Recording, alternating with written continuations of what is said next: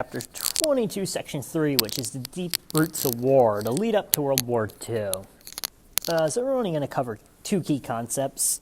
732D, in the years following World War I, the United States pursued unilateral foreign policy that used international investment, peace treaties, and select military intervention to promote a vision of international order even while maintaining isolationism. And then E, in the 1930s, while many Americans were concerned about the rise of fascism and totalitarianism, most opposed taking military action against aggression of Nazi Germany and Japan until the Japanese attack on Pearl Harbor drew the United States into World War II. So for Section 3, I'm going to present it in the timeline and chronological order of all the events that are occurring that set the world and Europe on path for the war. So I'm going to go back to 1922 to start.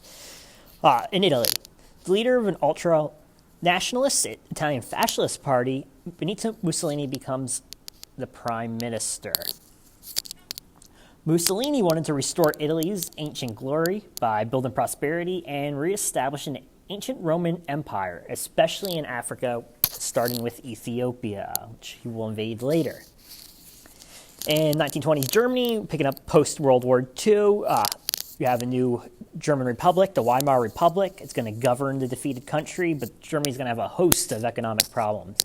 Hyperinflation, which is an extreme form of inflation. The prices rise so much that German currency basically is worthless. People actually burned it for heat. They face $33 billion in reparations to Britain and France. No way they could possibly pay that. Germany's economy collapsed as banks closed.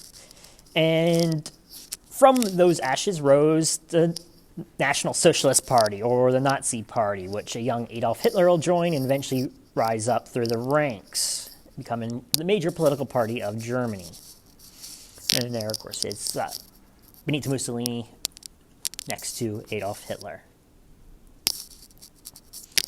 All right, in Japan, the Japanese military grew, and so did the idea of militarism.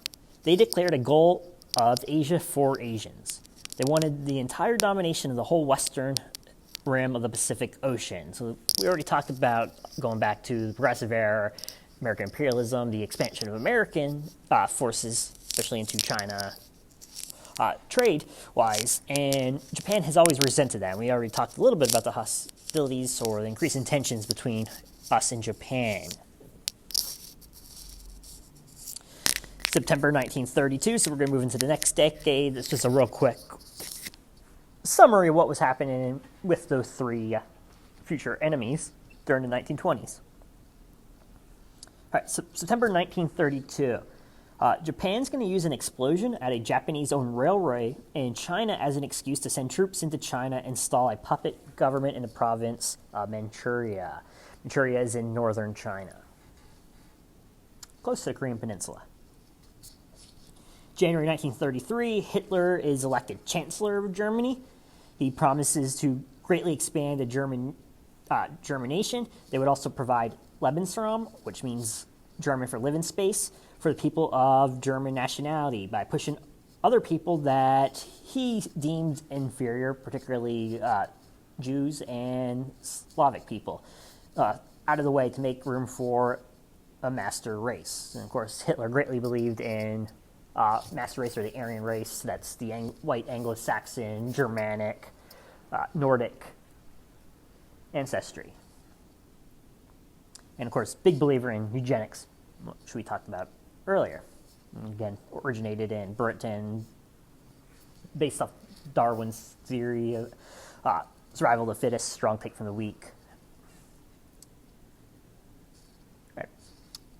February 27th, 1933, the Nazi Party issued a decree ending free speech and assembly in Germany. They arrested communist deputies in the so-called, I should say, communist deputies in the German parliament, giving themselves a solid majority. Hitler took the title of Führer.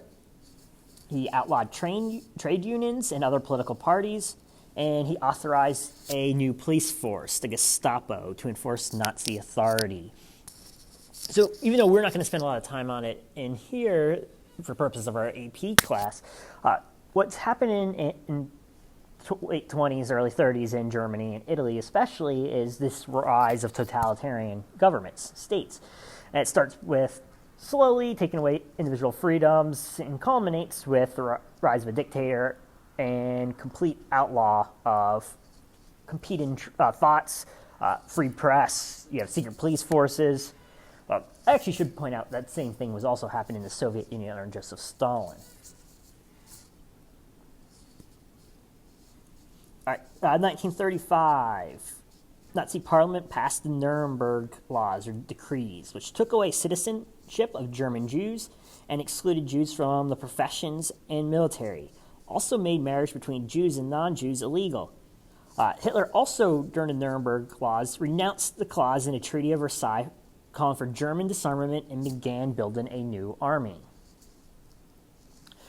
So just go back real quickly to the 20s when Hitler arrested as a young member of the Nazi Party protesting the Weimar Republic. He's arrested in jail. He writes his book, Mein Kampf, where he kind of decries the treatment of Germany after World War I and the Treaty of Versailles, particularly the German guilt clause that said they accepted blame for World War I, or pretty much all the blame for World War I.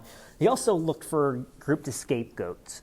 And unfortunately, for purposes of our AP class, we don't have a lot of time to discuss the Holocaust, but the people he focuses on and places in blame, of course, is the Jewish people.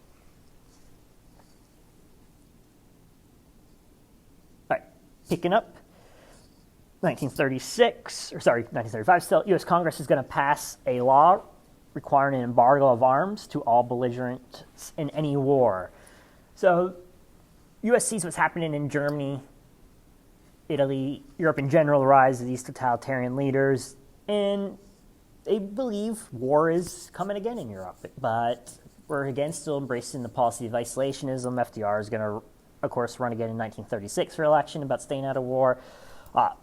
So one of the mistakes Congress believed made during World War I was providing Britain and France with weapons, supplies, etc. So this time they're not going to. Congress passes a law requiring an embargo of anything, or weapons, I should say, specifically, to any nation at war.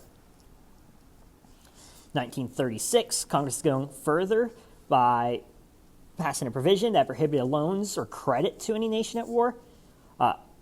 FDR felt blocked by immigration laws, though he combined the German and Austrian quotas, allowing some additional Jewish immigration.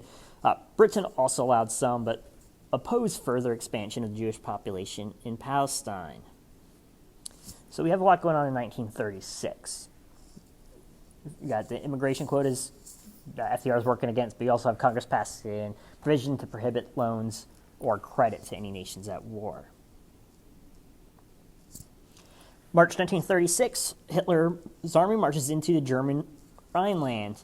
This is an important point. This is when really shows to Hitler that Britain and France are really going to follow the policy of appeasement. They really don't have the backbone for another war, Hitler believes. And he believes this because when he marches into the Rhineland, the French do nothing, Britain does nothing.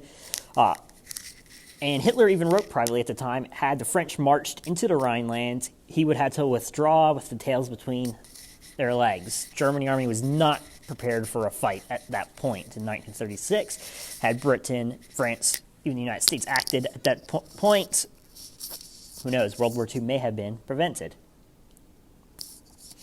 And you can see, Matt will talk about other German expansion, but the Rhineland there is the yellow with the diagonal white lines to the left of Germany. The area that was so important for France to get back during World War I. All right.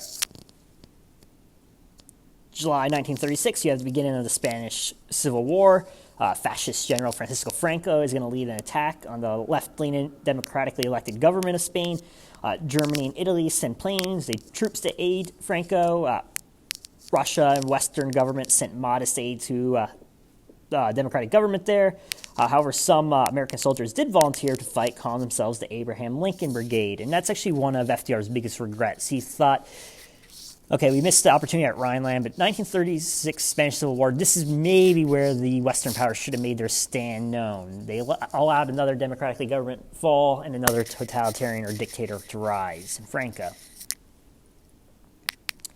November 1936, Germany, Italy formalized an alliance with the Rome-Berlin Axis Treaty. 1937, Congress passed the Neutrality Act that toughened the prohibition on selling arms to any side and made it illegal for Americans to travel on belligerent ships. Also declared that non-military material could be sold to a nation at war only on a cash and carry basis. So that's important, cash and carry. Britain, for much of the early part of the war, can only get aid from the United States with what they can pay on cash and carry on their ships. No loans. March 1938, Hitler announced Austria was now to be known as the German province Ostmark, and he also annexed the Sudetenland region, Czechoslovakia, which had a German minority, but he claimed wanted to be part of Germany. He also argued the Treaty of Versailles ignored their specific right to self-determination, but again, this had a German minority. Hitler's going to argue it as a majority, which it did not, and the majority did not want to be annexed by Germany. But again, we see the policy of appeasement by the British and French. British Prime Minister Neville Chamberlain agreed to this with Hitler. July 1937, the Japanese troops captured Shanghai and the capital city of Nanking. This brutal assault, where as many as 300,000 Japanese were killed as the Japanese army raped, beheaded, bayoneted civilians. This incident was known as the Rape of Nanking. The Chinese government, led by Chiang Kai-shek, retreated inland and set up a new capital city. Kai-shek's government was also at this time locked in a civil war with the Communist Party, led by Mao Zedong, that civil war will finish later on in the 50s after World War II, and Mao Zedong and the Communists will take power. November 1938, you have Kristallnacht, or the Night of Broken Glass, a German orchestrated attack against Jewish stores, homes, and synagogues. The government arrested some 20,000 Jews. Others were forced to pay fines of atonement for the damage caused. Some closed Jewish stores, confiscated Jewish property. All were forced to wear yellow stars and packed into now tightly controlled urban ghettos. So this would allow them to control the Jewish population, but later on, of course, move them to concentration camps. And here's a picture from Kristallnacht. 39, Franco and the fascists win the Spanish Civil War and join Italy and Germany's Axis alliance. And I already kind of talked about this, but FDR remarked at the time, grave mistake this was, as events will very likely prove. Again, that is the Allies not getting involved in Spain. March 1939, Hitler sends the German army into the rest of Czechoslovakia. Chamberlain finally makes a stand and announced that Britain was committed to the defense of Poland. Poland would be the red line. If Hitler crosses, there will be war. But at this point, you appeased him so much that he still doesn't truly believe the British will stop at Poland. May 1939, German ship St. Louis arrives on the U.S. coast, 930 Jewish refugees, but is turned away by the U.S. State Department. 600 of those Jewish individuals unfortunately perished during the Holocaust. And again, it was because of the quotas passed in the 1920s. And you also have to remember, while Hitler was obviously highly anti-Semitic and blamed the Jewish people for all Germany's ills, much of the Western world, not just the United States, but Britain and France, also had high degrees of anti-Semitism. Of course, they would never have gone as far as Hitler. August 1939, Hitler signs a non-aggression pact with Joseph Stalin and agrees to partition Poland. Stalin did this to buy time. He knew war was inevitable with Germany. He knew Hitler looked down on the Slavic people and communism. So he knew that he was going to have to fight Hitler.